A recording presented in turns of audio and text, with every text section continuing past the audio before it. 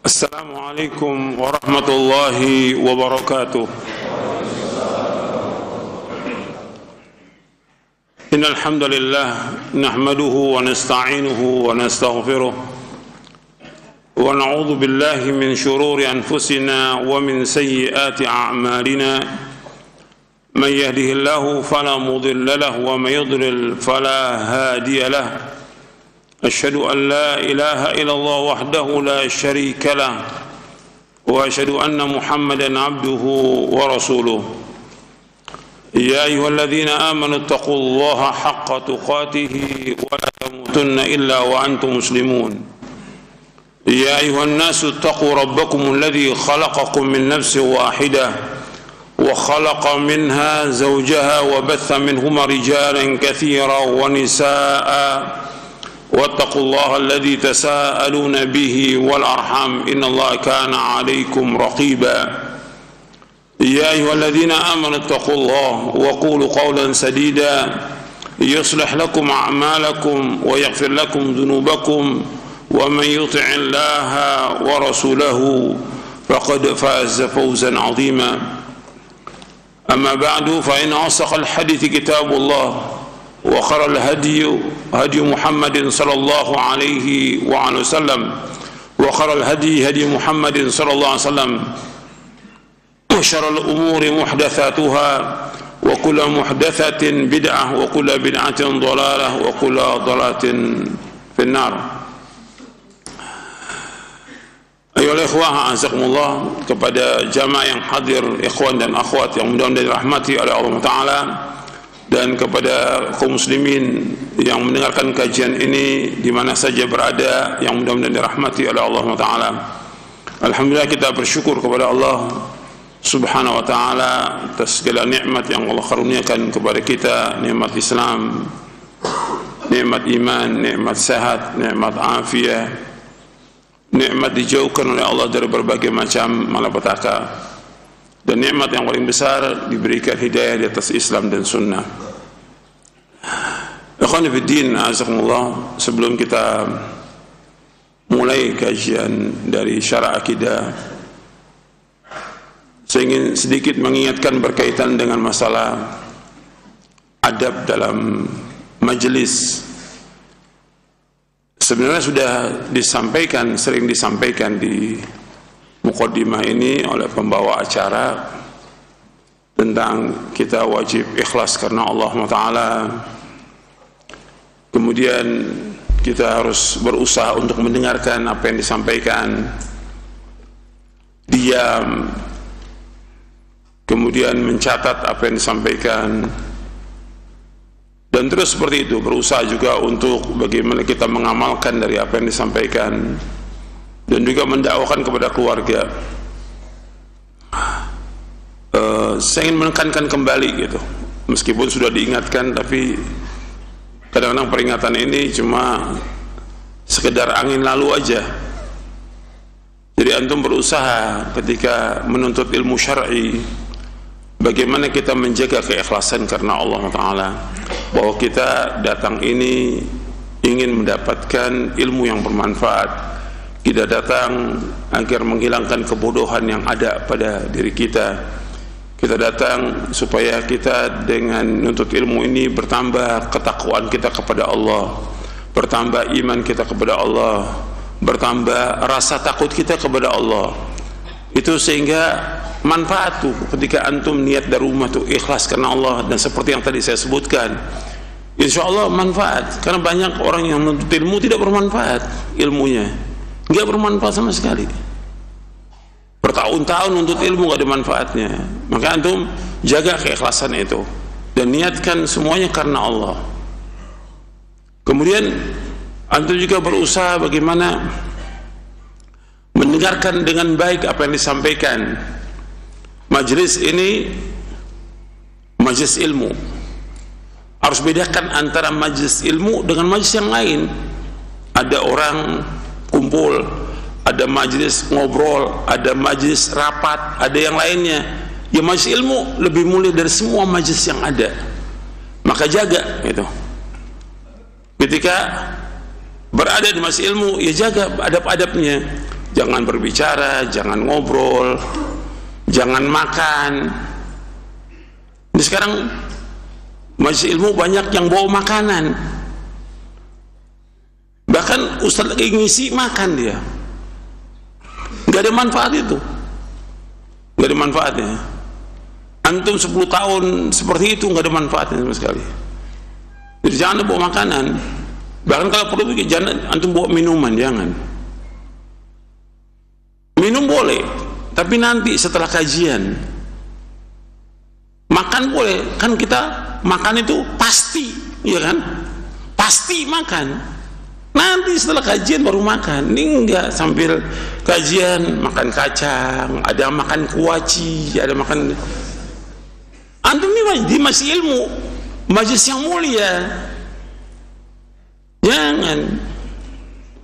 Antum melihat saya bawakan di sini di dalam buku Menuntut Ilmu Jalan Menuju Surga, di majelisnya Imam Abdurrahman bin Mahdi, Imamul Kabir, Imam Abdurrahman bin Mahdi, disebutkan oleh Ahmad bin Sinan rahimahullah. Beliau mengatakan bahwa dalam majelis Imam Abdurrahman bin Mahdi tidak ada seorang pun yang berbicara, tidak ada pensil yang diraut. Nggak boleh tuh sampai orang lain terganggu, nggak boleh. Pensil diraut nggak ada. Tidak seorang pun yang berdiri seolah-olah di kepala mereka ada burung, atau seolah mereka sedang sholat. Ini dalam Tazkiratul Ukhfat oleh Imam Az-Zahabi. Dalam riwayat yang lain disebutkan bahwa di majelis Abdurrahman bin Mahdi nggak ada seorang pun yang tertawa, nggak ada, nggak ada yang bercakap-cakap, nggak ada. Disebutkan oleh Imam Az-Zahabi dalam kitabnya Syiar A'lamin Nubala. Ini saya bawakan di buku Menuntut Ilmu Jalan Menuju Surga. Nanti antum lihat di bab yang ketiga, kiat-kiat meraih ilmu syar'i, di halaman 91. Antum catat itu. Jadi saya nggak mau di majelis saya ada yang makan atau makan kacang, makan kuaci, bukan tempatnya. Antum nggak akan dapat ilmu. Jangan ngobrol, jangan bercakap-cakap. Atau antum ke kamar mandi juga, kamar mandi aja, jangan ngobrol. Ini masih ilmu, antum jaga supaya antum dapat ilmu, supaya dapat keberkahan ilmu. Ini penting nih, adab ini jaga seumur hidup. Kemudian juga kita dengarkan baik-baik bagaimana kita menjadi orang yang mendengarkan yang terbaik. Allah berfirman dalam surah Az-Zumar di ayat 17 ayat 18. Allah berfirman, "Fabashshir 'ibad alladzina yastami'una al-qawla fayattabi'una ahsana ulaika alladzina hadahumullah wa ulaika hum ulul albab." Sebab itu sampaikanlah berita gembira kepada hamba-hambaku, yaitu mereka yang mendengarkan perkataan lalu mengikuti yang terbaik. Mendengarkan perkataan lalu mengikuti yang terbaik. Mereka itulah orang-orang yang diberi petunjuk oleh Allah, dan mereka orang-orang yang mempunyai akal yang sehat. Jadi Allah menyebutkan mereka orang-orang yang diberi petunjuk. Pertama itu hidayah. Kalau orang mendengarkan apa yang disampaikan, kan yang saya sampaikan Quran, hadis, Quran, hadis. Kadang-kadang perkataan para sahabat, kadang perkataan para tabi'in. Kalau antum Quran, hadis, dengarkan. Kan Allah sebutkan dalam surah Al-A'raf di ayat 204, "Wa idza quri'al Qur'anu fastami'u lahu wa ansitu la'allakum turhamun." Surah Al-A'raf ayat 204. Apabila dibacakan Al-Quran, dengarkan dan diam. Dengarkan dan diam. Agar apa? Agar kamu mendapatkan rahmat dari Allah. Kita ini ingin mendapatkan rahmat dengan ngaji ini. Kita ingin dapat barokah. Kita ingin dapat manfaat dari ngaji ini. Majelis ini harus bedakan dengan semua majelis yang ada di muka bumi ini. Majelis ilmu, majelis yang terhormat, majelis yang mulia. Jadi jangan antum pakai sambilan untuk makan. Kita makan pasti. Gitu. Setelah kajian bukan di saat kajian. Nggak ada orang makan. Hatta antum belajar juga jangan antum belajar sambil makan, nggak akan dapat ilmu selama-lamanya. Kan banyak sekarang ini antum belajar nih di rumah sendirian, di meja belajarnya ada kopi, ada kacang, ya nggak belajar kalau itu sih, nggak bakal dapat ilmu selama-lamanya. Nggak ada ulama seperti itu, nggak ada, sama sekali nggak ada, nggak ada. Ya belajar. Nanti waktunya istirahat 1 jam 2 jam antum baca, ya baru minum di tempatnya, minum di meja makan, bukan di tempatnya belajar. Kalau belajar sambil makan kacang, nggak bakal dapat ilmu, nggak bakal masuk. Yang masuk makanan, nggak masuk ilmu. Itu nggak akan masuk tuh ilmu selama-lamanya. Banyak pelajar-pelajar yang gitu sambil ngopi. Allah, yang ngopi ada waktunya, bukan sambil belajar, nggak dapat ilmu. Kalau antum melihat para ulama, nggak ada yang seperti, nggak ada, sama sekali nggak ada, sama sekali nggak ada ulama seperti itu, nggak ada. Mereka fokus belajar, ya baca, antum ngaji, gitu. Nggak bisa tuh digabung tuh dengan makan. Jadi kayaknya hidupnya makan terus nih kayaknya, bentar makan dan makan. Itu kehidupan siapa? Makan mulu itu. Kehidupan siapa? Ada 2. Yang pertama orang kafir, yang kedua apa? Binatang.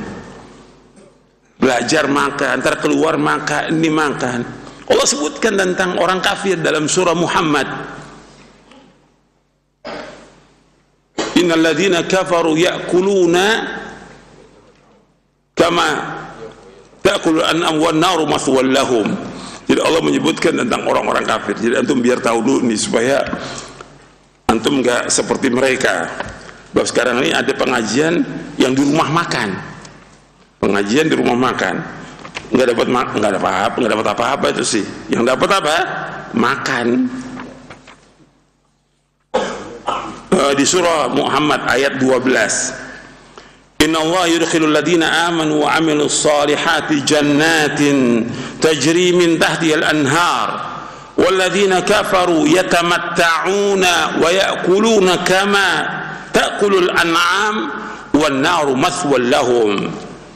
Sesungguhnya Allah memasukkan orang beriman dan beramal saleh ke surga-surga yang mengalir di bawahnya sungai-sungai. Walladzina kafaru, dan orang-orang kafir, yatamatta'una, mereka hidupnya bersenang-senang, senang terus kemana-mana, jalan-jalan segala macam, hidupnya dengan semua kenikmatan. Orang kafir yatamatta'un wa ya'kulun, dan mereka hidupnya makan terus, kama ta'kulul an'am, sebagaimana binatang ternak makan. Wan naru mathwal lahum, dan neraka tempat tinggal mereka. Ini firman Allah. Nanti anda baca di surah Muhammad di ayat 12. Jadi mereka hidupnya makan. Sekarang pengajian waktunya ngaji, makan juga. La haula wala quwwata illa billah. Antum jangan. Oke, jangan kajian sambil makan, saya nggak mau. Ya, bagusnya antum keluar, antum jangan ngaji. Di majelis saya nggak boleh ada yang seperti itu. Kalau antum begitu, antum keluar, jangan ngaji lagi. Ngaji tempat lain yang ustadznya suka makan, antum cari itu, nanti makan. Jangan ngaji, nggak ada manfaatnya sama sekali. Ini adab dalam thalabul ilmi. Gitu. Kalau saya dapat kabar ada yang makan katanya, yang perempuan terutama ini, gitu, bawa makanan. Memang perempuan suka bawa makan kalau ngaji, makanya nggak dapat manfaat juga perempuan. Sibuk dah. Sibuk makanan. Saya pernah ngaji yang perempuan, panitia perempuan, udah mestinya makanan mau dipikirin, yang ada di kepalanya makan, udah. Gimana nih cari makanan? Aduh, nggak cocok deh. Asal berhenti aja pengajian ini. Gimana buat ustadz makan? Ustadz nggak perlu makan, ntar juga pasti makan waktunya makan. Jadi udah nggak bagus seperti itu, tidak bagus. Gitu. Jadi jangan antum seperti itu, jangan. Kita majelis ilmu, majelis yang betul-betul fokus kepada pelajaran, kepada ilmu, kepada wahyu, agar kita mendapatkan manfaat dari pengajian ini. Kemudian yang perlu lagi antum perhatikan dalam masalah adab lagi, Antum fokus berusaha bagaimana dengan ilmu yang antum pelajari ini antum amalkan. Kan banyak tuh yang sudah kita tahu dari yang wajib-wajib, yang sunnah-sunnah, antum amalkan. Yang wajib-wajib seperti sholat berjamaah, berbuat baik pada orang tua, dan yang lainnya kewajiban kita mencari nafkah dan yang lainnya itu jalankan. Kemudian juga yang sunnah-sunnah jalankan seperti sholat rawatib yang 5 waktu, qobliyah subuh, qobliyah zuhur, ba'diyah zuhur, kemudian ba'diyah maghrib, ba'diyah isya. Antum yang tinggal tuh, jangan. Kerjakan itu jaminannya apa? Kata Nabi SAW, surga. Jangan tinggalkan. Bangun tengah malam, bangun. Puasa Senin Kamis, jangan tinggalkan. Apa yang sunnah-sunnah jalankan. Jadi jangan ditinggalkan semua yang baik-baik itu. Kita ngaji untuk diamalkan. Gitu. Jadi berbeda tuh antara yang ngaji dengan yang nggak ngaji. Kalau nggak ngaji, ya apa aja dilakukan oleh dia, ditinggalkan semuanya. Yang wajib aja, yang sunnah tinggalkan. Kalau yang ngaji lebih daripada itu, ada kelebihannya dia. Yang wajib dikerjakan, yang sunnah juga. Gitu. Baca Quran dan jangan tinggalkan tuh tiap hari. Dan ini berkali-kali, ya. Dan beberapa video saya jelaskan juga. Tiap hari itu minimal 2 juz untuk baca. Jangan tinggalkan tuh. Itu manfaat. Rumah antum nanti barokah dengan pengajian yang antum baca itu. Kemudian baca artinya, baca tafsirnya, kemudian yang paling penting diamalkan. Kemudian antum dakwakan. Di sini saya sebutkan di buku ini, yang pertama kali antum dakwakan ya keluarga. Fokus tuh, keluarga. Banyak orang-orang yang tidak perhatian kepada keluarga. Sibuk dengan dakwah kesana kemari, keluarganya berantakan. Sedangkan Allah berfirman dalam surah At-Tahrim di ayat 6, ya ayyuhalladzina amanu qu anfusakum wa ahlikum nara. Wahai orang beriman, jagalah diri kamu dan keluarga kamu dari api neraka. Jaga diri kamu dan keluarga kamu dari api neraka. Artinya berusaha untuk mengajarkan mereka. Ajarkan mereka. Tapi bukan hanya mengajarkan. Di sini saya sebutkan, antum juga perhatikan. Sekarang ini keluarga kita sudah dirusak. Dirusak dengan apa? Dengan HP. Bapaknya nggak paham, ibunya nggak paham, anaknya berusak tuh. Lihat film porno, lihat kajian-kajian yang nggak benar, lihat segala macam tontonan yang yang maksiat. Ini kewajiban orang tua, nggak boleh dibiarkan. Ingatkan tuh, istrinya ingatkan, anaknya ingatkan. Dan juga dia nggak pantas juga sebagai bapak itu masih sibuk dengan HP, baca, nggak benar itu. Antum perhatikan, itu banyak. Di sini saya bawakan, antum lihat nanti di buku Menuntut Ilmu Jalan Surga di halaman 108. Saya bawakan juga ini di buku Panduan Keluarga Sakinah tentang ayat ya ayyuhalladzina amanu qu anfusakum wa ahlikum nara wa quduha an-nas wal hijarah 'alaiha malaikatun ghiladun shidad la ya'suna Allah ma amarahum wa yaf'aluna ma yu'marun. Wahai orang beriman, jagalah diri kamu dan keluarga kamu dari api neraka yang bahan bakarnya adalah manusia dan batu. Penjaganya malaikat-malaikat yang kasar dan keras, yang tidak durhaka kepada Allah terhadap apa yang Allah perintahkan kepada mereka dan selalu mengerjakan apa yang diperintahkan. Mengenai pengertian ayat ini, Ali bin Abi Thalib radhiyallahu anhu berkata, didik dan ajarkanlah mereka. Ibnu Abbas radhiyallahu anhu berkata, lakukanlah ketaatan kepada Allah, takutlah berbuat maksiat kepada Allah, dan suruhlah keluarga kalian berzikir, niscaya Allah akan menyelamatkan kalian dari api neraka. Jadi suruh untuk menyuruh diri kita, keluarga kita untuk taat kepada Allah, menjauhkan maksiat. Kemudian disuruh keluarga untuk berzikir. Kalau berzikir, yang paling besar apa? Yang paling besar apa? Baca Al-Quran. Karena Quran termasuk zikir. Inna nazzalna dzikra wa inna lahu lahafizun. Kitab zikir Al-Quran. Kami menurunkan zikir yaitu Al-Quran dan kami yang menjaganya. Baca tuh. Zikir pagi sore jangan tinggal. Zikir pada sholat jangan tinggal. Zikir juga menjelang tidur jangan tinggal. Niscaya Allah akan menyelamatkan kalian dari api neraka. Kemudian kata Qatadah rahimahullah, Perintahkan mereka agar taat kepada Allah, cegah mereka dari berbuat maksiat kepada Allah. Terapkan perintah atau hukum Allah kepada mereka, perintahkan mereka dengan hal itu dan bantulah mereka dalam melakukannya. Jadi perintahkan mereka taat kepada Allah, cegah mereka dari berbuat maksiat. Ya larang tuh maksiat. Nonton film yang terbuka auratnya maksiat bukan? Maksiat, larang. Gitu. Buang-buang waktu, buang-buang waktu. Ini juga nggak boleh dalam Islam. Kan banyak tuh dengan main HP itu banyak buang waktu. Itu diingatkan. Lebih bagus dia baca buku, baca Quran, manfaat, atau dia berzikir. Ini habis waktu ini. Termasuk antum juga perhatikan tuh, antum para pelajar, thalabul ilmi juga para ustadz, hati-hati itu. Jangan sampai habis waktu. Kadang-kadang kita buka HP itu bisa 1 jam, 2 jam, 3 jam. Kalau baca Quran bisa dapat 3 juz, 3 jam, 3 juz dapat. Antum buang waktu. Baca hadis, berapa hadis antum baca? Baca buku, berapa halaman antum bisa baca? Manfaat. Buka HP nggak manfaat. Ini masih terjadi yang seperti ini. Mesti antum tinggalkan yang begitu. Dan juga di majlis ini juga berkali-kali diingatkan, jangan nyalakan HP. Kalau udah masuk majlis jangan nyalakan HP, matikan semuanya.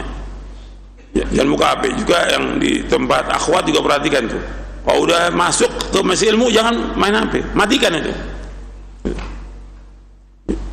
Jadi antum perhatikan bahwa ilmu ini lebih penting dari semuanya. Quran, hadis dan kitab yang kita baca nih itu lebih penting dari semuanya. Itu fokus. Nah, nanti pulang antum terapkan kepada istri dan anak supaya mereka mentaati itu. Laksanakan perintah Allah, menjauhkan larangannya. Kita jadi contoh. Suami ini jadi contoh. Sebab doa kita apa? Doa kita, Rabbana hab lana min azwajina wa dhurriyyatina qurrata a'yun waj'alna lil muttaqina imama. Dalam surah Al-Furqan ayat 74, ya Allah jadikanlah kami dan istri-istri kami dan juga anak turun kami qurrata a'yun, artinya orang-orang yang enak dilihat, menyejukkan pandangan, dan jadikan kami orang jadi pemimpin orang-orang yang bertakwa. Rabbana hab lana min azwajina wa dhurriyyatina qurrata a'yun waj'alna muttaqina. Jadikan kami pemimpin. Kan kita harus jadi pemimpin. Pemimpin bagi siapa? Bagi istri dan anak-anak kita. Di sini Allah sebutkan waja'alna lil muttaqina imama, jadikan kami pemimpin bagi orang takwa. Berarti kita harus jadi apa? Kita jadi orang bertakwa dulu. Laksanakan perintah, menjauhkan larangan. Kemudian yang kita pimpin juga harus bertakwa. Kan waja'alna lil muttaqin, jadikan kami sebagai pemimpin bagi orang yang waja'alna muttaqina imama, pemimpin orang yang bertakwa. Jadi jadikan istri kita bertakwa kepada Allah, jadikan anak kita bertakwa kepada Allah. Bagaimana supaya bisa bertakwa? Ya antum yang sudah dewasa ajak ngaji. Ini kan enggak dibiarkan anaknya di rumah. Yang sudah dewasa anak antum itu bawa ke sini ngaji. Biar paham tentang agama. Biar paham tentang hukum Allah. Biar paham tentang kewajiban-kewajiban yang Allah bebankan kepada dia dan larangan. Bawa ke pengajian anak antum yang sudah dewasa. Bukan anak kecil yang dibawa, nggak ada manfaatnya anak kecil bawa. Yang sudah dewasa dibawa, supaya mereka paham tentang agama ini. Nah di rumah antum tinggal lanjutkan. Kalau sudah dapat di pengajian tinggal lanjutkan di rumah, supaya mereka melaksanakan perintah Allah, menjauhkan larangannya. Kita pengen semuanya keluarga kita menjadi keluarga yang sakinah, mawaddah, warahmah. Jadi istri yang soleha, anak yang soleh, suami yang betul-betul soleh jadi pemimpin. Itu yang kita harapkan. Gitu. Jadi pengajian itu ada manfaatnya buat diri kita, buat istri kita, buat anak kita. Manfaat. Gitu. Itu perhatikan tuh. Yang enggak manfaat, banyak yang enggak manfaat. Dia ngurus dirinya sendiri ngaji, tapi istrinya berantakan, anaknya berantakan. Banyak itu. Bukan 100, ratusan yang seperti itu. Ngaji dia, rajin ngajinya. Tapi istrinya enggak pernah diperhatikan, anaknya enggak pernah diperhatikan. Enggak ada manfaatnya. Seperti itu. Kan dia harus bawa istrinya dan anaknya kemana? Ke sorga. Dia harus bawa. Makanya Allah sebutkan, ya ayyuhalladzina amanu qu anfusakum wa ahlikum nar. Orang beriman, jaga diri kamu dan keluarga kamu dari neraka. Jaga gitu. Karena usaha orang untuk usaha syaitan untuk masukkan manusia ke neraka kuat itu, luar biasa. Apalagi sekarang dengan media yang ada, bagaimana merusak keluarga kita. Banyak keluarga rusak karena media yang ada. Antum hati-hati itu. Jadi perhatikan semua ini. Jadi jangan kita sibuk dengan yang lain, justru sibuk dengan diri kita dan juga keluarga kita. Sekarang kita akan lanjutkan dari syarah akidah Ahlussunnah wal Jamaah.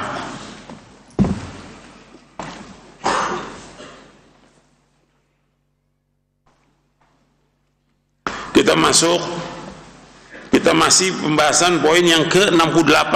Iya. Kita masih masuk poin yang ke-68.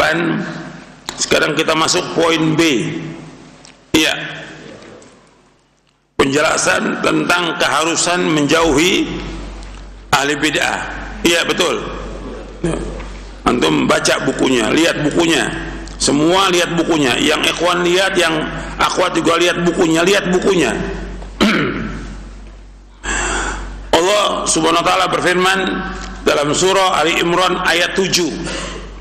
Huwallazi anzala 'alaikal kitaba minhu ayatun muhkamatun hunna umul kitabi wa ukhra mutasyabihat.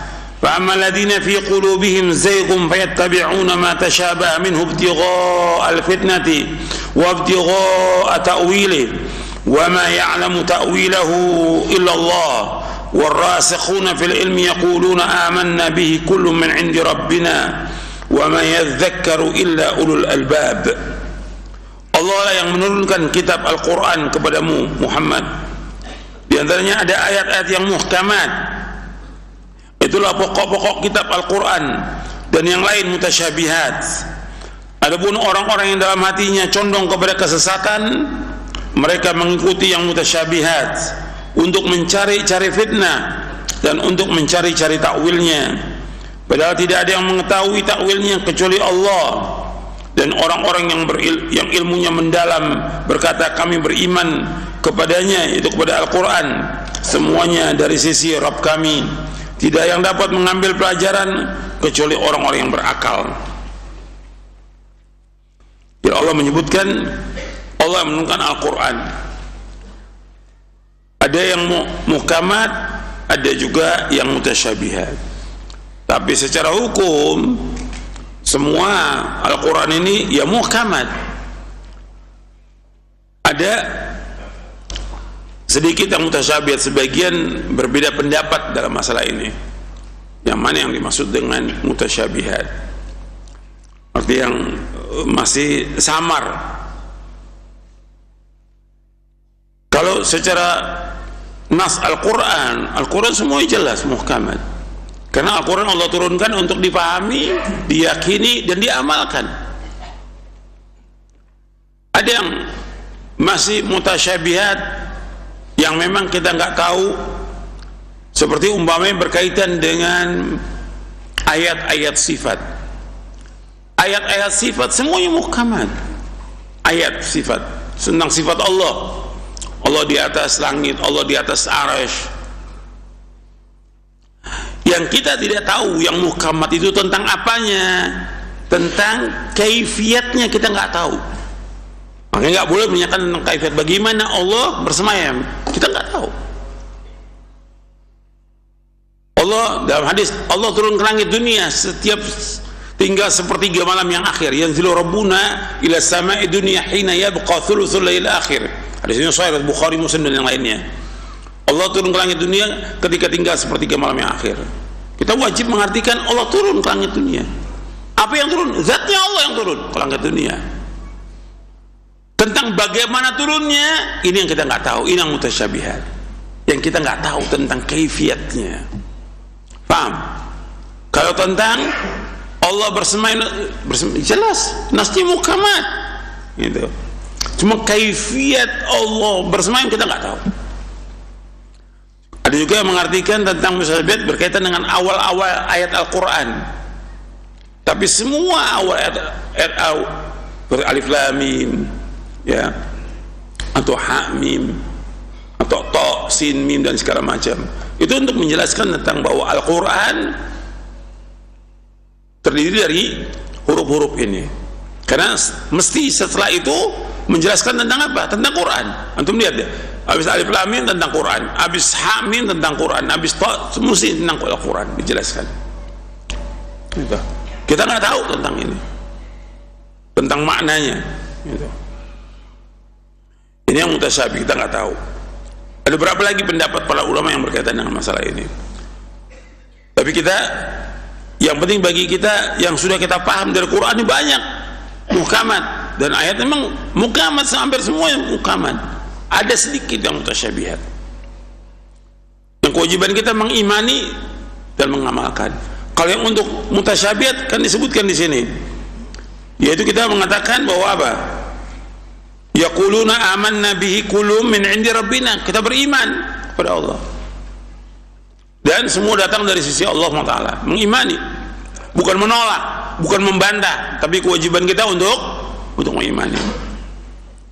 Ketika ada orang yang sudah jelas nasnya, tapi justru dicari-cari sama dia yang mutasyabihat, ini hati-hati orang seperti ini dari ahlul bidah. Rasulullah SAW bersabda, "Fa idza ra'aitumul ladzina yattabi'una ma tashabaha minhu fa ulaika alladzina sammallahu fahdharuhum." Apabila kalian melihat orang-orang yang mengikuti ayat-ayat mutasyabihat, mereka itulah yang dimaksud oleh Allah, maka waspadalah terhadap mereka. Hadis ini sahih, Bukhari, Muslim, Abu Daud dari Aisyah. Nanti kalau antum ingin tahu tentang apa makna muhkamat, apa makna mutasyabihat, apa ayat yang muhkamat, mutasyabihat, antum baca buku saya Mulia dengan Manhaj Salaf. Antum catat itu, Mulia dengan Manhaj Salaf. Itu ada penjelasan di situ tentang ayat-ayat yang muhkamat dan ayat-ayat yang mutasyabihat. Apa maknanya muhkamat, apa maknanya mutasyabihat, ada di buku Mulia dengan Manhaj Salaf. Biar antum buka buku nanti. Kalau nggak gitu antum nggak buka buku nanti. Sampai rumah nih, pulang dari sini antum langsung buka, lihat itu. Orang berilmu begitu. Pulang buka buku. Sama seperti saya juga, pulang bukan langsung taruh bukunya. Ya lihat lagi. Tadi apa yang saya sampaikan. Tadi apa yang saya ada lupa saya sampaikan. Saya lihat lagi kitab-kitab para ulama. Saya catat lagi itu. Gitu. Jadi nggak langsung ditinggal gitu aja. Ini enggak, kalau yang ngaji enggak, tasnya itu dibuka waktu pengajian, terus masukin lagi, dibuka lagi pekan depan di pengajian di sini. Ini bukan thalibul ilm, ini bukan thalibul ilm. Kalau thalibul ilm sampai rumah buka, lihat dalilnya, lihat keterangannya, begitu thalibul ilm. Paham sampai sini? Sekarang kita lanjutkan. Allahul musta'an. Allah berfirman dalam surah Al-An'am ayat 68, "Wa idza ra'aital ladzina yakhuduna fi ayatina fa'arid anhum hatta yakhudu fi haditsin ghairihi wa imma yunsiyannaka asy-syaitanu fala taq'ud ba'da dzikra ma'al qaumidz zalimin." Apabila engkau Muhammad melihat orang-orang memperolok-olok ayat-ayat kami, maka tinggalkanlah mereka hingga mereka beralih ke pembicaraan yang lain. Dan jika syaitan benar-benar menjadikan engkau lupa akan larangan ini, setelah ingat kembali janganlah engkau duduk bersama orang-orang yang zalim. Surah Al-An'am ayat 68. Imam Asy-Syaukani rahimahullah, Imam Ahlus Sunnah dari Yaman yang wafat tahun 1250 Hijriah, beliau mengatakan dalam ayat ini terdapat nasihat yang agung bagi orang yang masih memperbolehkan untuk duduk bersama ahli bid'ah yang mereka itu mengubah kalam Allah dan mempermainkan kitab Allah dan sunnah Rasulnya dan memahami Al-Quran dan As-Sunnah sesuai dengan hawa nafsu mereka yang menyesatkan dan sesuai dengan bid'ah-bid'ah mereka yang rusak. Maka sesungguhnya jika seseorang tidak dapat mengingkari mereka dan tidak dapat mengubah keadaan mereka, maka minimalnya paling tidak ia harus meninggalkan duduk dengan mereka. Yang demikian itu mudah baginya dan tidak sulit. Bisa jadi para ahli bid'ah memanfaatkan hadirnya seorang di majlis mereka, meskipun ia dapat terhindar dari syubhat yang mereka lontarkan, tetapi mereka dapat mengkaburkan dengan syubhat tersebut kepada orang yang awam. Maka hadirnya seorang dalam majlis al-bid'ah merupakan kerusakan yang lebih besar daripada sekedar kerusakan berupa mendengarkan kemungkaran. Dan kami telah melihat di majlis-majlis terlaknat ini yang jumlahnya banyak sekali, dan kami bangkit untuk membela kebenaran, melawan kebatilan semampu kami, dan mencapai kepada puncak kemampuan kami. Barang siapa yang mengetahui syariat yang suci ini dengan sebenar-benarnya, maka dia akan mengetahui bahwa bermajlis dengan ahli bidah kerusakannya lebih besar, berlipat ganda dibandingkan bermajlis dengan orang-orang yang bermaksiat kepada Allah dengan melakukan hal yang diharamkan. Lebih-lebih lagi bagi orang yang belum mapan ilmunya tentang Al-Quran dan As-Sunnah, maka ia mungkin sekali terpengaruh dengan kedustaan mereka berupa kebatilan yang jelas sekali. Lalu kebatilan tersebut akan tergores dalam hatinya hingga sangat sulit sekali mencari penyembuh dan pengobatannya. Maka dia pun mengamalkannya sepanjang umurnya, dan dia akan menemui Allah dengan kebatilan yang ia yakini tersebut sebagai kebenaran, padahal itu merupakan sebesar-besar kebatilan dan sebesar-besar kemungkaran. Saya ulangi, antum perhatikan ya, ini penting penjelasan Imam Asy-Syaukani. Yang pertama, perhatikan tuh, antum kasih yang pertama. Dalam ayat ini terdapat nasihat yang agung dari orang yang masih memperbolehkan untuk duduk bersama ahli bid'ah. Ini masih yang pertama ini. Yang mereka, perhatikan, ahli bid'ah yang merubah kalam Allah. Jadi secara umum ahli bid'ah itu mereka merubah firman-firman Allah. Firmannya benar, tapi mereka rubah maknanya. Contoh tentang Allah Ar-Rahman Al-Arsy istawa, Allah istiwa dari arsy, mereka rubah. Oh, maksudnya istiwa itu begini, maksud begini. Sudah jelas istiwa, selesai sudah. Allah berada di atas langit dan arsy. Karena mereka yang ada di kepala mereka ini, kalau kita mengatakan Allah istiwa berarti menyamakan dengan makhluk. Yang mereka katakan mujassimah, kita dituduh mereka mujassimah, musyabbihah. Berarti bagaimana supaya enggak itu ditakwil oleh mereka? Nah, ini mereka merubah kalam Allah, al-bid'ah ini. Di Indonesia banyak yang seperti itu, ya, di Indonesia. Kemudian yang kedua, ini masih yang pertama. Yang kedua dari yang pertama ini, bahwa ciri al-bid'ah itu mempermainkan kitab Allah dan sunnah Rasulnya, dipermainkan. Jadi mereka mempermainkan, bisa isinya dipermainkan, bisa juga bacaannya mereka permainkan. Dan juga sunnah Rasul mereka permainkan. Itu ciri ahli bidah. Mereka nggak tunduk kepada wahyu, tidak. Kemudian yang ketiga dari yang pertama ini, bahwa mereka memahami Quran dan sunnah sesuai dengan hawa nafsu mereka. Jadi ingat tuh, ahlul bidah kalau menafsirkan Quran dengan hawa nafsu mereka. Dan saya sudah bawakan beberapa contoh di majelis ini. Bahkan ada ayat berkaitan dengan lahirnya Nabi Isa diartikan oleh dia sebagai apa? Bolehnya apa? Boleh Natalan. Enggak masuk di sini. Ini kaitan dengan lahirnya Nabi, nggak ada kaitan dengan ucapan selamat. Tapi begitu tokoh dari ahlul bid'ah seperti itu. Jadi mereka menafsirkan Quran dengan hawa nafsu mereka. Dan masih banyak lagi. Itu baru satu contoh.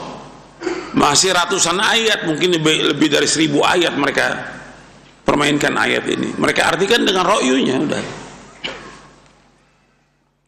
Dengan hawa nafsu. Kemudian mereka juga menafsirkan dengan bid'ah-bid'ah mereka yang rusak. Yang pertama. Sekarang masuk yang kedua. Yang kedua, sesungguhnya jika seorang tidak dapat mengingkari mereka, tidak dapat mengubahkan mereka, maka minimalnya harus meninggalkan duduk dengan mereka. Jadi Imam Syauqani menjelaskan tentang ahlul bid'ah seperti itu. Mereka majelisnya rusak, majelisnya ahlul bid'ah. Semua majelis ahlul bid'ah di mana aja rusak udah. Mereka adakan kajian, majelis taklim, semuanya nggak ada yang beres. Ahlul bid'ah. Jadi sampaikan semuanya kesesatan. Nah sekarang kalau kita sudah tahu seperti itu, yang kedua kita wajib meninggalkan majelis mereka. Ini yang kedua nih. Yang kedua Imam Syauqani menjelaskan bahwa kita minimalnya harus meninggalkan duduk dengan mereka, dan itu tidak sulit.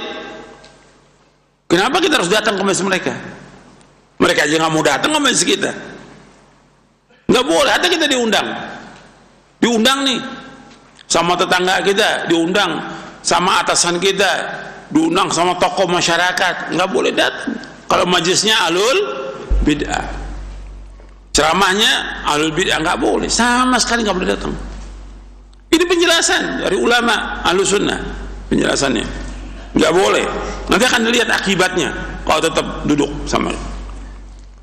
Yang ketiga, di sini disebutkan bahwa bisa jadi ahlul bid'ah memanfaatkan hadirnya seorang majelis mereka, meskipun ia terhindar dari syubhat yang mereka lontarkan, tapi mereka dapat mengkaburkan dengan apa? Dengan syubhat tersebut kepada orang awam. Kan yang datang ini ustadz, yang datang fulan, ya dia juga ngaji di sunnah, tapi datang majelis kita. Kan orang awam pada ikut tuh dengan hadirnya kita di majelis mereka. Jadi apa? Jadi fitnah, bikin fitnah. Jadi datangnya kita itu betul, kitanya nggak mau dengar ceramah mereka, kita terhindar syubhat, tapi hadirnya kita membuat apa? Membuat terkecoh orang awam. Itu ustadz duduk sama ahlul bid'ah, itu ustadz sekarang ini apa? Foto dengan ahlul bid'ah, itu ustadz selfie dengan ahlul bid'ah. Ada nggak? Ada sekarang. Ini namanya ustadz, bukan ustadz salafi, ustadz jadi-jadian namanya seperti ini. Ini udah nggak benar. Nggak ada ulama salaf mendekat. Nanti ada saya sebutkan di sini bagaimana sikap ahlu sunnah kepada ahlul bid'ah. Ahlul bid'ah punya sikap kok kepada kita. Nggak boleh ada pengajian, masjid nggak boleh dibangun, nggak boleh hadir. Iya nggak? Itu sikap ahlul bid'ah. Jelas jahatnya mereka dan zalimnya kepada kita. Saya bawakan nanti di halaman 517 di buku ini sampai 520 tentang tidak bolehnya duduk bersama ahlul bid'ah, harus menjauhi mereka. Ini nanti di buku ini. Sekarang kita lanjutkan dulu penjelasan Imam Syauqani.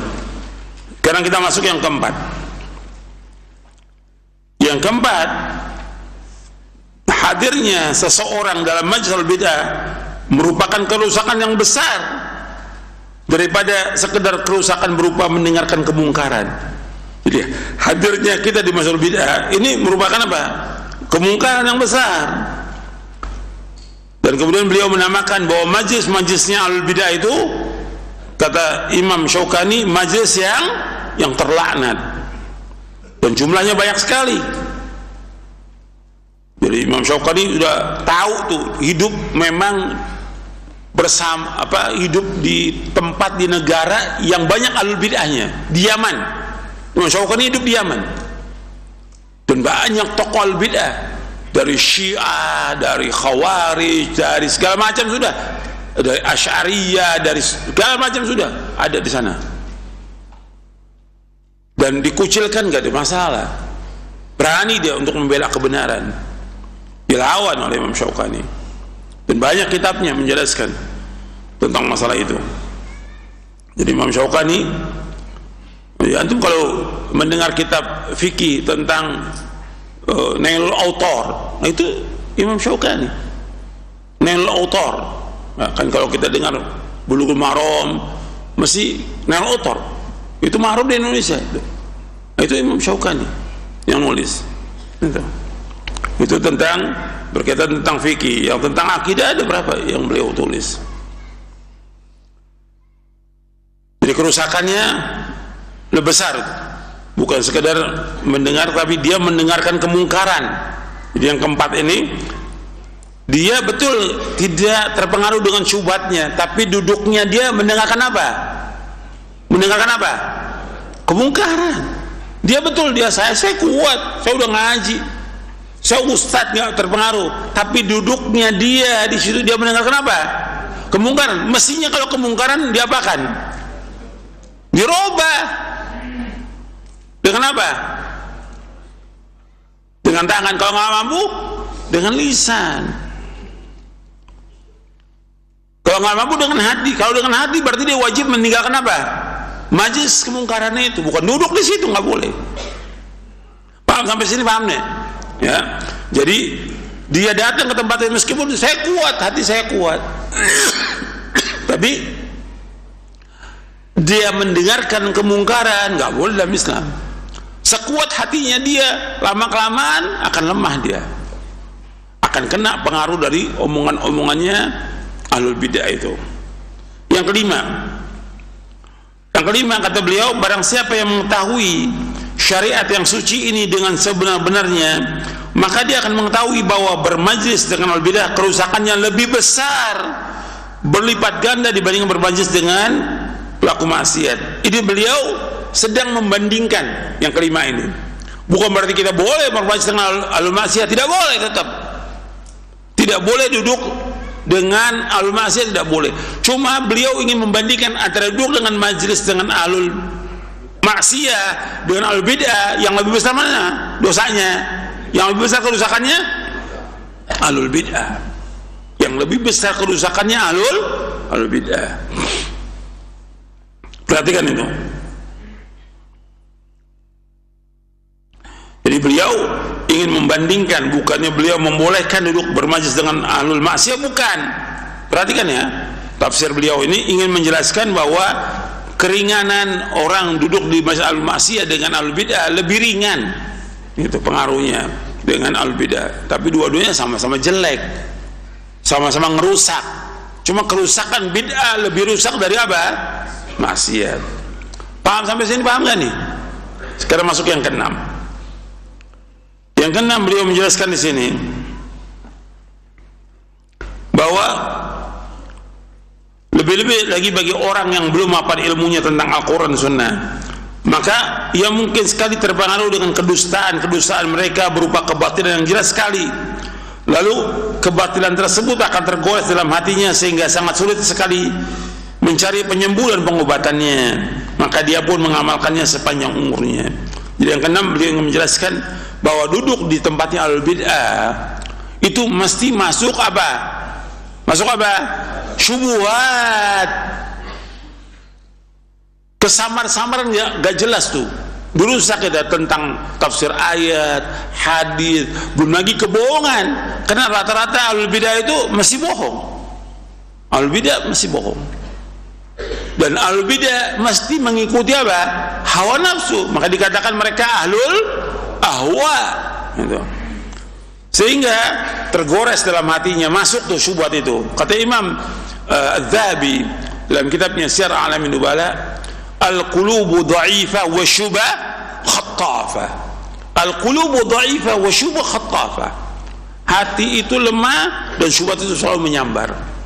Dalam kitabnya Syiar A'lamin Nubala, saya bawakan dalam buku ini, Menuntut Ilmu Jalan Menuju Surga, saya bawakan. Nanti Anda melihat di buku Menuntut Ilmu Jalan Menuju Surga.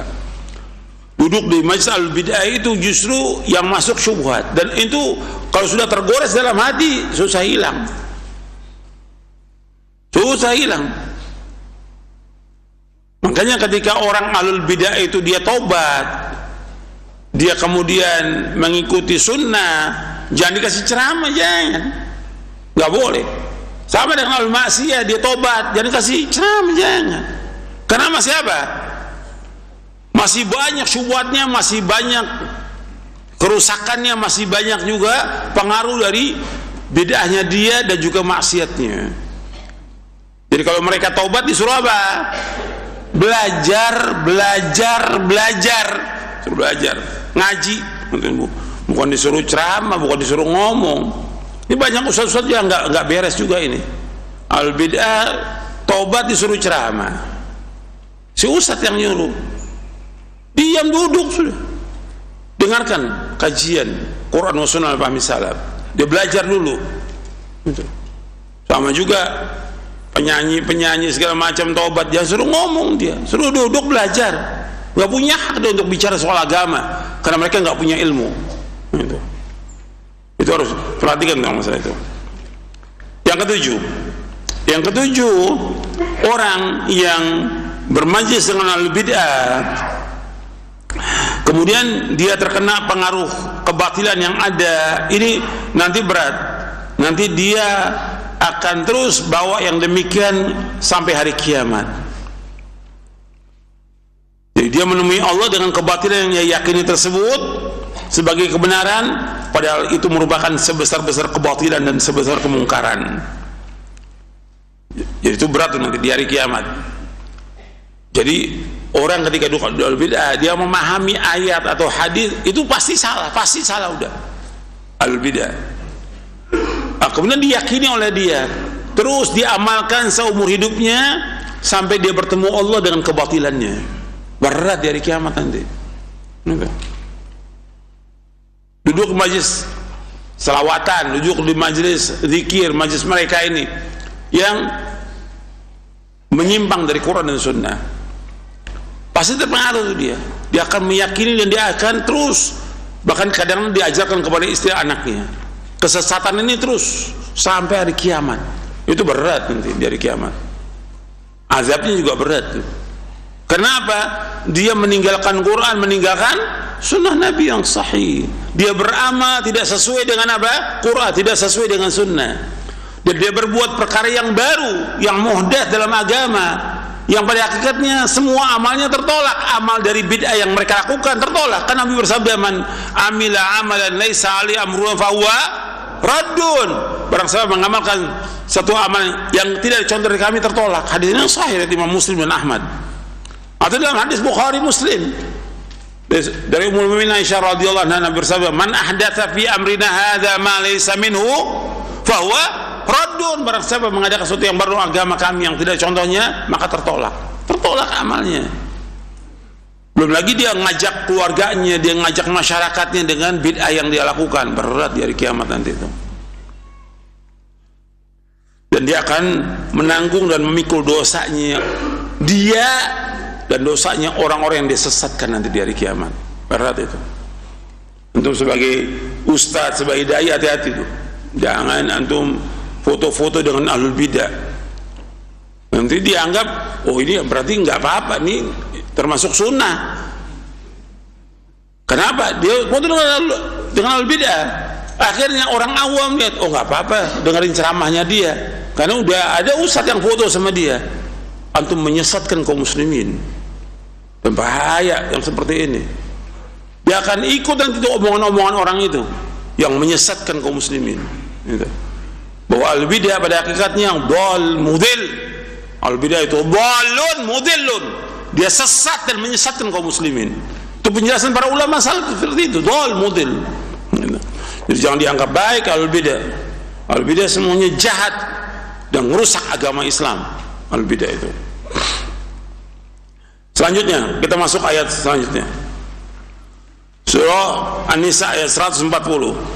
Wa qad nazzala 'alaikum fil kitabi an idza sami'tum ayati la yughfaru biha wa yustahza'u biha fala taq'udu ma'ahum hatta yakhudu fi haditsin ghairihi innakum idzan mithluhum innallaha jami'ul munafiqina wal kafirina fi jahannam jami'a.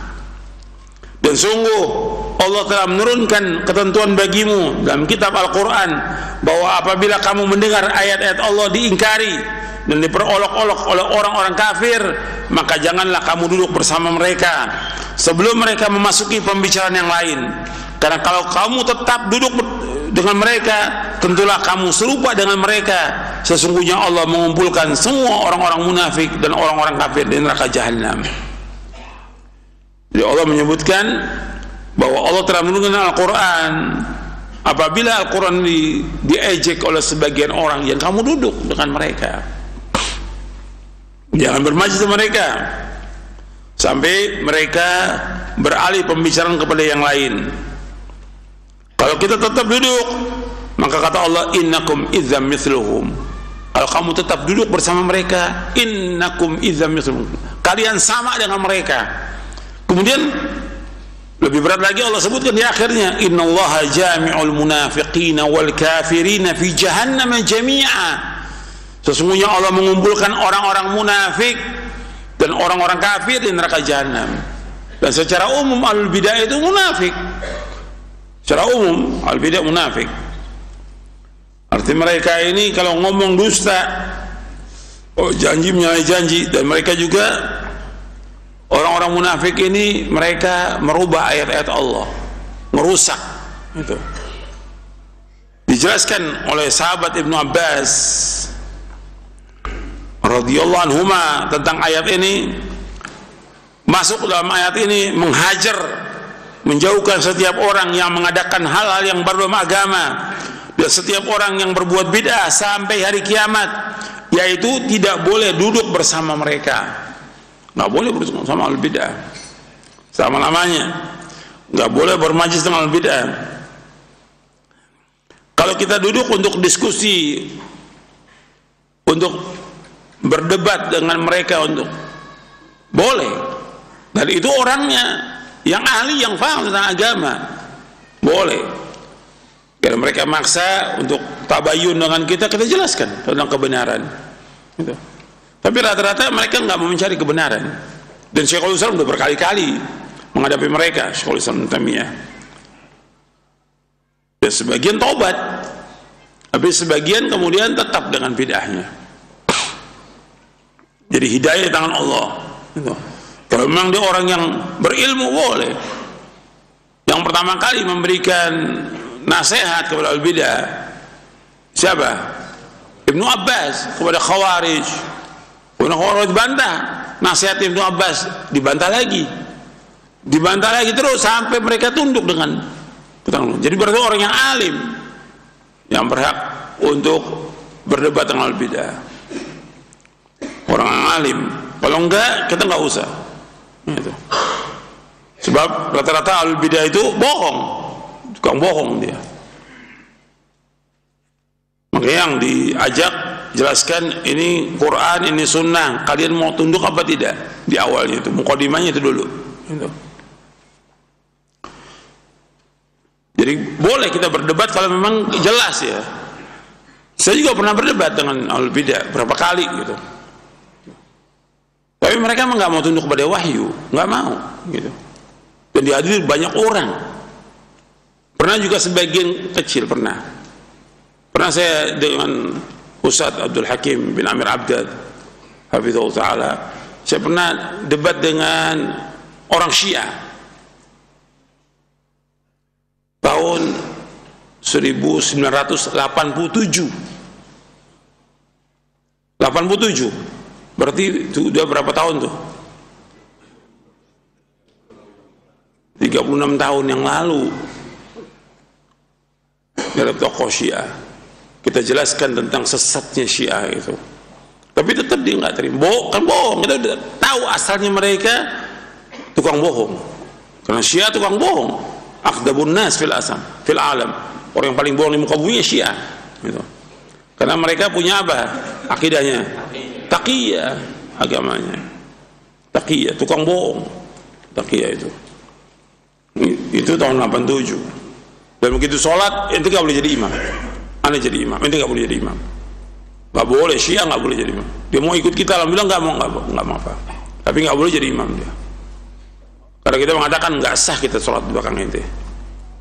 Karena banyak kepercayaan dia yang memungkar, tapi bohong udah. Saya lihat dari kebohongannya banyak itu.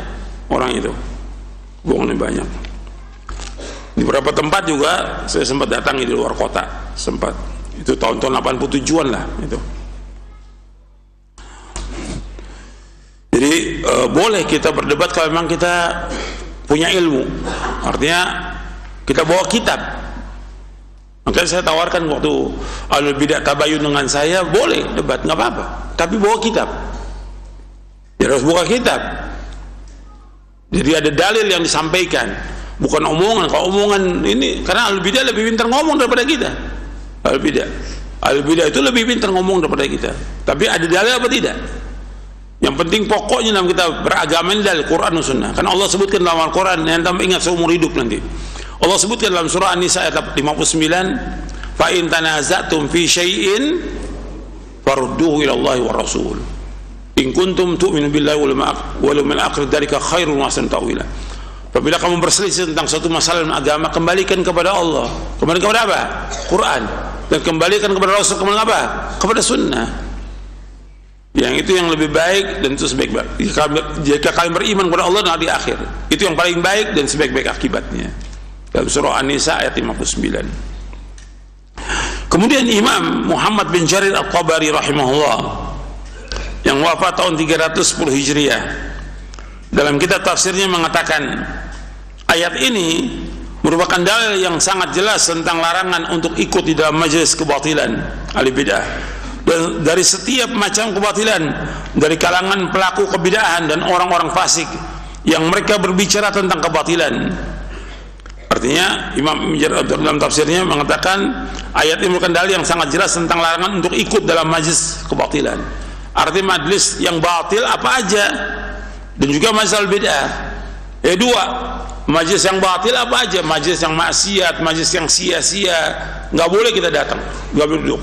Yang kedua, majelis yang jelas-jelas bid'ah, nggak boleh kita duduk bersama itu. Dari semua setiap macam kebatilan dari kalangan pelaku bid'ah dan orang-orang fasik yang mereka berbicara tentang kebatilan. Rasulullah SAW bersabda, "Ma min nabiyyin ba'athahu Allah fi ummati saya ulangi, "Ma min nabiyyin ba'athahu Allah fi ummatin qabli illa kana lahu min ummati hawariyuna wa ashabun ya'khuduna bi sunnatihi wa yaqtaluna bi amrihi thumma inna taqlufu min ba'dihim khulufun yaquluna ma la yaf'alun wa yaf'aluna ma la yu'marun faman jadahum bi yadihi fa huwa mu'min wa man jadahum bi lisani fa huwa mu'min wa man jadahum bi qalbi fa huwa mu'min wa laysa wara'a dhalika min al-iman habatu khardalin." Rasulullah SAW bersabda, tidak ada seorang nabi pun yang diutus sebelumku kepada satu umat melainkan memiliki hawariyun, pengikut-pengikut yang setia, dan juga sahabat-sahabatnya dari umat yang senantiasa mengikuti sunnahnya dan mentaati apa yang menjadi perintahnya. Kemudian sudah mereka akan muncul orang-orang yang selalu mengatakan apa yang tidak mereka lakukan dan mengerjakan apa-apa yang tidak diperintahkan. Jadi nanti akan ada generasi sesudah Nabi SAW, sesudah masa para sahabat, nanti ada generasi yang mereka yaquluna ma la yaf'alun. Mereka mengatakan apa yang mereka tidak berbuat. Yang kedua, wa yaf'aluna ma la yumarun. Dua ini cirinya. Ciri dari alul bidah yang sesudah masa Nabi SAW, masa Khulafaur Rasyidin, nanti akan ada dua. Yang pertama, yaquluna ma la yaf'alun. Di masa Khulafaur Rasyidin sudah ada, yaitu di zamannya Utsman radhiyallahu, juga di zaman Ali bin Abi Thalib radhiyallahu anhu. Bibitnya sudah mulai ada di zaman Utsman. Kemudian setelah itu zaman Ali, jelas-jelas mereka memerangi Ali, yaitu Khawarij. Jadi Ali radhiyallahu anhu bilang, saya tidak akan memerangi mereka sampai mereka memerangi aku. Ternyata mereka betul memerangi dan diperangi dan oleh Ali dan dibunuh mereka. Yaquluna ma la yaf'alun, mereka berkata apa yang mereka tidak perbuat. Yang kedua, yaf'aluna ma yu'marun, dan wa yaf'aluna ma yu'marun, mereka berbuat apa yang enggak diperintahkan. Berbuat apa yang enggak diperintahkan berarti mereka melakukan perbuatan-perbuatan apa? Bid'ah. Kemudian kata Nabi SAW, barang siapa yang berjihad memerangi mereka dengan tangannya, dia orang mukmin. Barang siapa yang berjihad dengan lisannya, maka dia orang mukmin. Dan barang siapa yang berjihad dengan hatinya, maka dia orang mukmin. Dan barang siapa yang memerangi mereka dengan hatinya, maka ia orang mukmin. Dan setelah itu tidak ada lagi iman meskipun hanya sebesar biji sawi. Jadi disebutkan di sini bahwa kemudian sudah mereka akan muncul orang-orang yang selalu mengatakan apa yang tidak mereka lakukan dan mereka mengerjakan apa yang tidak diperintahkan. Kemudian sikap kita kepada mereka gimana? sikap kita kepada mereka. Kata Nabi, barang siapa yang memerangi mereka dengan tangannya, maka ia orang mukmin. Yang kedua, barang siapa memerangi mereka dengan lisannya, maka dia orang mukmin. Yang ketiga, barang siapa yang memerangi mereka dengan hatinya, maka dia orang mukmin. Dan setelah itu tidak ada lagi iman, meskipun hanya sebesar biji sawi. Arti orang yang tidak mengingkari dengan hatinya lagi, dia bukan orang mukmin. Jadi kita wajib mengingkari ahlul bidah, yang pertama dengan tangan, yang kedua dengan lisan, yang ketiga dengan hati. Artinya nggak boleh kita duduk dan hadir di majlis mereka, nggak boleh. Mengingkari dengan hati artinya apa? Meninggalkan majlis mereka. Mengingkari dengan hati, tidak boleh mendengarkan perkataan mereka. Itu yang paling lemah. Kan selama-lama iman yaitu dengan hati mengingkarinya. Kan Nabi bersabda dalam hadis sahih Muslim dan yang lainnya, "Man ra'a minkum munkaran falyughayyirhu biyadihi. Fa illam yastati' fa bilisan, fa illam yastati' fa biqalbi. Wa dzalika adhaful iman." Barang siapa yang melihat kemungkaran, dia robah dengan tangannya. Kalau nggak sanggup dengan lisannya, kalau nggak sanggup dengan hatinya, dan itu selama-lama iman. Kalau dengan hati juga dia nggak ingkari, malah duduk bareng dengan ahlul bidah. Kata Nabi apa? Walaysa wara'a dzalika minal imani habbatu khardalin. Nggak ada lagi iman orang seperti itu. Gimana duduk dengan ahlul bidah? Gimana antum duduk dengan ahlul bidah? Sedangkan mereka melecehkan ayat Allah, melecehkan sunnah Nabi. Mestinya dilihat bagaimana kejahatan dia merusak agama ini, ahlul bidah ini. Jadi nggak boleh kita duduk bersama mereka, nggak boleh, sama sekali nggak boleh. Gitu. Bukan bermajlis dengan ahlul bidah, nggak ada manfaatnya. Gitu. Ini malah datang ke ahlul bidah, ada sekelompok orang datang ke ahlul bidah, datang. Dua ahlul bidahnya, dengan datang itu tambah keras musuhnya dengan ahlu sunnah. Tambah bohongnya, tambah bohong. Nuduhnya salaf ini, bukan main nuduhnya. Kenapa? Didatangi oleh siapa? Oleh berapa orang? Di antaranya oleh doktor. Gitu. Datang berapa orang? Ini nyata kejadian ini. Dipikir dengan datang itu supaya dia lunak, tidak akan lunak ahlul bidah. Yang suruh untuk dia berbicara segala macam, setan yang suruh dia. Gitu. Tambah keras musuh dengan kita. Gitu. Ini kan kebodohan. Jangan datang kalau beda, jangan. Gitu. Gak ada manfaatnya sama sekali. Dan gak boleh kita duduk sama mereka, gak boleh. Ngobrol bareng dengan ahli bidah, ngopi bareng. Judulnya ngobrol bareng. Apa ngopi bareng tuh nggak lupa saya udah. Ngopi bareng dengan al-bidah, ngopi bareng dengan al-bidah. Ini kan kebodohan. Gak boleh dalam Islam seperti itu. Akhirnya yang lain, nggak apa-apa duduk dengan al-bidah. Ini nas. Apa dia nggak baca tuh? Tafsir At-Tabari, tafsir Mukathir, tafsir Al-Baghawi, tafsir Asy-Syaukani. Dia harus baca dong tafsir ini. Dan penjelasan nas. Apalagi hadis ini jelas sekali. Kita wajib di sini Nabi pakai bahasa apa? Faman jahadahum biyadihi fahuwa mu'min wa man jahadahum bilisani fahuwa mu'min wa man jahadahum biqalbi fahuwa mu'min wa laysa wara'a dzalika minal iman habatul nas. Jelas ini kata Nabi, barang siapa berjihad dengan tangannya, dia orang beriman. Barang siapa berjihad dengan lisannya menyampaikan kebenaran, dia orang beriman. Barang siapa berjihad dengan hatinya, maka dia orang beriman. Dengan hati meninggalkan majelis mereka, gak boleh dengarkan perkataan mereka. Setelah itu kalau dia nggak ingkar lagi hatinya, nggak ada iman sama sekali, meskipun hanya seberat biji sawi. Kaitan dengan iman di sini, nggak ada iman sama sekali orang itu. Duduk dengan al-bidah nggak ada iman sama sekali. Nabi yang menyebutkan wajib diperangi al-bidah. Kita nggak punya kekuatan. Sekarang apa? Ya sampaikan dengan apa? Dengan lisan. Sampaikan dengan tulisan, dengan buku. Dan saya sudah nulis buku seperti ini. Dan saya akan tulis lagi buku-buku tentang sesatnya bid'ah, tentang bahaya syirik, dan akan terus saya akan tulis. Karena nggak boleh diam kita berjuang dengan semampu kita, mampu dengan tangan seperti dulu Ali bin Abi Thalib, dengan tangan diapakan? Khawarij dibunuh dengan tangan. Selagi kuat dia bunuh, kalau tidak kuat ya dengan lisan sampaikan. Maka zaman Umar ketika ada Sabiq bin Asal dipukul, dihajar dia. Ketika kuat, tapi sekarang kondisi kita lemah, yang terbanyak ahlul bidah. Bagaimana ini dengan lisan? Kita sampaikan, tetap wajib sampaikan di majelis kita. Nggak boleh mengatakan ahlul bidah itu teman kita, enggak, musuh ahlul bidah.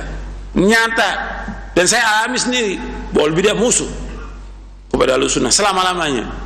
Itu. Jadi jangan bilang ahlul bidah ini teman kita, baik sama kita. Di mana baiknya? Orang dia ngerusak agama Allah, dia ngerusak Quran, dia ngerusak sunnah, ngerusak agama, ngerusak ibadah. Antum lihat ibadah mereka, dirusak, dan masyarakat ikut. Jadi kita punya sikap, ini sikap penting dalam kita beragama. Ini yang nggak ada sekarang ini, hilang di kalangan para dai. Kok duduk bareng dengan ahlul bidah, ngopi bareng dengan ahlul bidah, selfie dengan ahlul bidah. Di mana iman antum? Di mana ilmu antum? Pertanyakan tuh imannya, pertanyakan ilmunya, di mana dia? Gitu. Yang anggap masalah kecil. Antum punya murid, yang murid antum akan lihat itu, dan dimasukkan lagi di kontennya dia. Orang lihat, ini kan kebodohan. Orang akan ikut, orang akan awang. Oh, nggak apa-apa kita dukung ahlul bidah, nggak apa-apa dengarkan ceramah dia. Ceramah isinya semuanya kesesatan, semuanya kemungkaran, semuanya zulumat, kegelapan yang dikatakan oleh Ibnu Qayyim. Kata Ibnu Qayyim menjelaskan bahwa ahlul bidah itu zulumat hidupnya. Ba'du wa fawqa ba'd. Perkataannya gelap, zulm. Akalnya zulm, hatinya zulm, semuanya kegelapan. Belum nanti di hari kiamat mereka. Kok kita nganggap ringan masalah ini? Jadi para ulama itu betul-betul keras kepada ahlul bidah, karena jahatnya ahlul bidah kepada ahlus sunnah. Rusaknya mereka dalam merusak Al-Quran, juga merusak sunnah Nabi Sallallahu Alaihi Wasallam. Saya pikir cukup sampai di sini. Nanti insya Allah kita lanjutkan lagi pekan depan. Ini masih panjang pembahasannya. Ya, insya Allah pekan depan kita akan lanjutkan lagi. Mudah-mudahan bermanfaat. Kurang lebihnya saya mohon maaf. Wassalamualaikum Muhammadin Sallallahu Alaihi Wasallam. Insyaallah nanti pekan depan kita lanjutkan. Subhanakallahumma bihamdik, asyhadu an la ilaha illa anta astaghfiruka wa atubu ilaik. Assalamualaikum warahmatullahi wabarakatuh.